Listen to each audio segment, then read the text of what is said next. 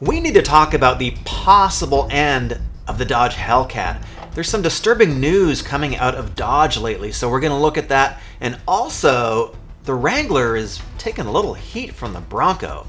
We're going to look at those two stories and more. Stick around, this is going to be an all FCA Stellantis episode. My name is Eric. I make videos for car, truck, and SUV enthusiasts. If that's you, slap a like on today's video. If you're new, please subscribe, and let's get into it. This story is about SRT, the Street and Racing Technology Division at Dodge. It's actually been around for a long time. It's something that Dodge calls top-tier muscle. Let's take a look at the rumors that have been floating around about SRT for the last couple of weeks. This is from Opposite Lock. Newsflash, SRT Engineering disbanded at Stellantis. By the way, Stellantis is the new name of FCA. We're going to talk about that in a second, but it is the new name of the combined company. What started as Team Viper in 1989 absorbed Prowler from Minivan platform in 1997 and then organized as PVO in 2000 and later renamed to SRT in 2002 is no longer. The performance vehicle group that once had its own SRT brand at Chrysler has been disbanded. So let's take a look at Mopar insiders and take a look at their take on it. Mopar insiders reached out to Dodge and Dodge actually gave them a statement. All the core engineering elements of the SRT performance engineering team have been integrated into our company's global engineering organization, a spokeswoman for Stellantis told us. This action will have the two-way benefit of ensuring that our brand's SRT and performance-focused product offerings continue to meet the highest quality standards and expectations while delivering key learnings from motorsport and other high-performance technology applications across a wider mix of our company's product lines. So what exactly does that mean for the future of products like the Charger, the Hellcat, the Durango SRT, all these really high-performance products with the 6.2-liter Hellcat engine? It sounds like the engineering team hasn't been completely disbanded, but they have been, I guess, absorbed into Stellantis, FCA, into different divisions, and it sounds like they are going to continue providing performance products for the consumers like you and me. Will the SRT brand actually continue? That is difficult to say at this moment. Right now, as you know, SRT is sort of a separate sub-brand within Dodge. I think it's possible that maybe we will get some SRT branded products in the future, but it looks like the actual SRT division probably is going to slowly get absorbed into the rest of Dodge, and we may not see the SRT division anymore. That makes me a little bit sad, I'm not gonna lie. Now, certainly at Dodge and at Ram, performance is still very, very alive and well and very healthy. They just released the Ram 1500 TRX, which has the 6.2-liter Hellcat motor in it, and it's making a little north of 700 horsepower. And what they've really done is they've brought the fight directly to Ford with the Raptor. As you know, the Raptor currently has the 3.5-liter engine, which is going to make in the new version, I'm going to guess, somewhere around 500 horsepower plus. But here we've got this TRX making over 700, and so Ford had to respond with the Raptor R, which we don't even know what's going to be in that yet, but it's going to have a V8 almost certainly. There's a lot of performance still going on over at the SRT division though, and right now this seems like the heyday for SRT products, especially products like the Challenger. If you want to configure a Challenger, there are so many different possibilities for configuring this thing, so many options, it's nuts. We've even got discounts on Challengers right now. It looks like you can get 0% APR for 72 months. In the trifecta of the muscle car world, we've got the Camaro, we've got the Mustang, and we got the Challenger. Let's look at the sales of the Challenger for 2020. In Q4, the fourth quarter, they were actually up about 2%, while the Mustang fell 21% and the Camaro fell 34%. But overall, year to date, the Challenger sold 53,000 units, while the Mustang sold about 61,000 units. Camaro is pretty far behind at about 30,000 units. So this has been a mainstay product for Dodge. And looking at the Challenger, there's so many different ways to configure it.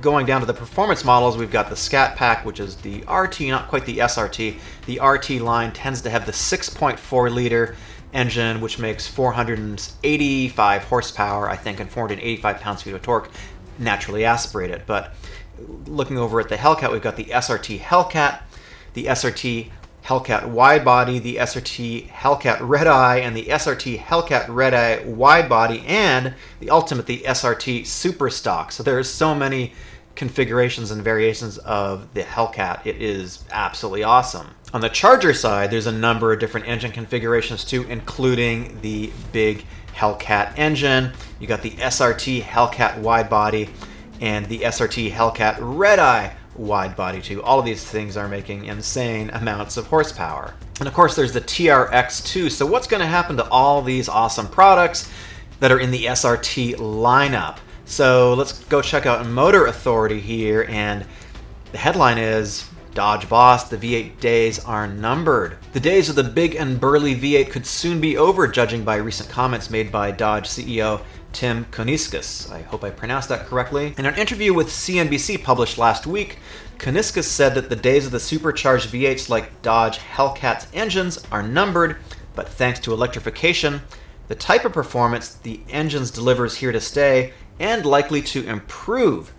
Just look at the crazy numbers Tesla's new Model S Plaid promises. Going back to his quote here, rather he blamed compliance costs as a reason for the eventual demise of the engines, particularly the need to modify them to meet the latest emissions regulations. So electrification is coming. This is an industry-wide trend that we're seeing right now. In fact, I think we are really undergoing in the auto industry a sea change that probably you don't see very often in your lifetime, certainly not in mine. This is a very, very significant change we are seeing.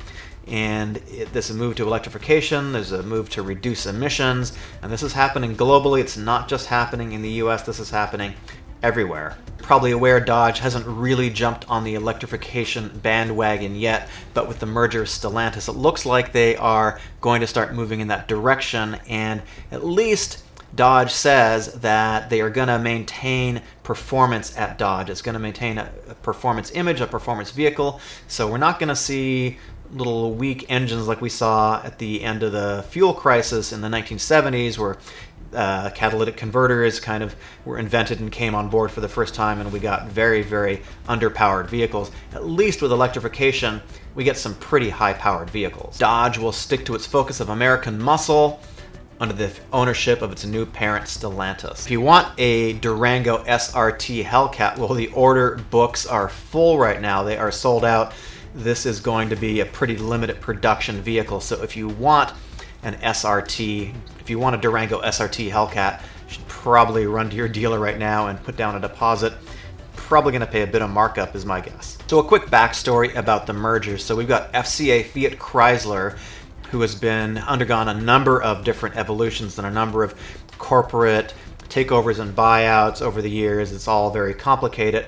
And then we have a company called PSA, which you're probably not that familiar with in North America. PSA is a European company, which is Peugeot and Citroën, or Citroën, I guess if you're in the UK, that's how you might pronounce it. So in 2016, PSA started to expand very rapidly, and they actually became the third largest manufacturer in Europe behind Renault. 2019, PSA announced that they intended to merge with FCA, a 50-50 stock split, and then finally, as of the beginning of this year, 2021, Stellantis emerged after a lot of regulatory oversight in Europe and here, and so we have this brand new company, which is now Stellantis, which incorporates the brands under PSA and the brands under FCA. And if you're a European car enthusiast and you've been looking forward to the return of Peugeot, there were some rumors a couple years ago, not even rumors, but it was openly discussed that perhaps Peugeot would return to the US by 2025. Well, it looks like it's probably on the back burner right now, and that's probably a good thing, because Peugeot was never really a brand that was very well accepted in North America, and I think for Stellantis to do well in North America, they probably need to stick with products that people are familiar with here. Carlos Tavares is the CEO of Stellantis. They now have 13 brands, and so he was quoted a couple days ago, this is according to Motor Authority, about the future of Chrysler. Tavares finally put to rest the rumors that Chrysler might be axed during a press conference on Wednesday, attended by the Detroit News. He even went as far as to call Chrysler a pillar of Stellantis alongside Fiat and Peugeot. We consider that this brand is one of the 3 historical pillars of Stellantis, and of course we are eager, and I am eager to give this brand a future. And he described Chrysler as once being the expression of automotive American technology. So we're not going to see Chrysler go anywhere. I think that's good news. We can expect to see more from them, and hopefully we'll get some more interesting products coming down the pipeline from them shortly. Next up, the Wrangler is starting to feel a little bit of heat from the Bronco. We've been getting all kinds of Bronco information fed to us for quite a while now from Ford, and finally we got the reveal of the Bronco kind of recently, but I don't think the folks at Jeep were too happy about that, so they've been responding quite positively, in my opinion, to the introduction of the Bronco. And what we've got here is the Wrangler Rubicon 392. What Jeep has done is they've taken the 6.4-liter engine, the Hemi, and they have extracted it from other products like the Charger and the Challenger, and they have stuffed it into the Wrangler. So in the Challenger RT and other Dodge products, it makes about 475 horsepower. In the Jeep, it makes 470 horsepower and 470 pound-feet of torque. And this is not slow. We're talking about a 0 to 60 of 4.5 seconds and a 13-second quarter mile. And of course, this is very off-road capable. Bronco obviously doesn't have a V8. Looks like we're not going to get a V8 in the Bronco probably ever, at least in the current version, the current iteration of the Bronco. So aside from that, so that's one positive thing. Competition is very good in the market.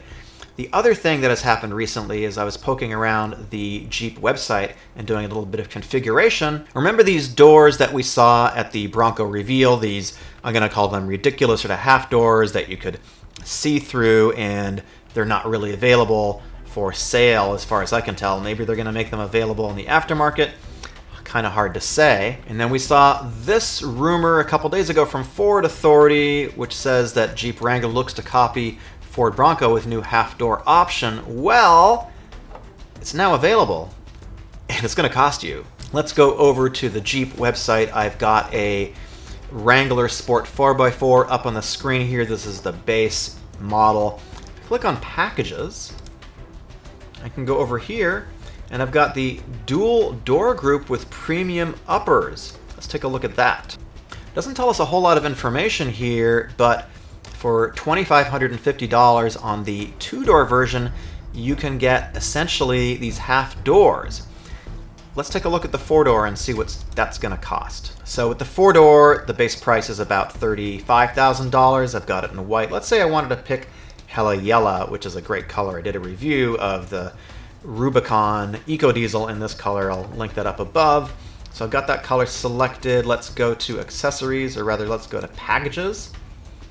Let me add that. Change the color to black for me. So I think this might only be available in black and white. I haven't tried all the colors. If you enjoyed this video, please subscribe, slap a like on it. I'm here about 3 times a week doing news and new car reviews. I will see you in the next video. If you're enjoying this video and you're new to the channel, please go ahead and subscribe. I'm bringing out new videos 3 times a week, including news and also new vehicle reviews.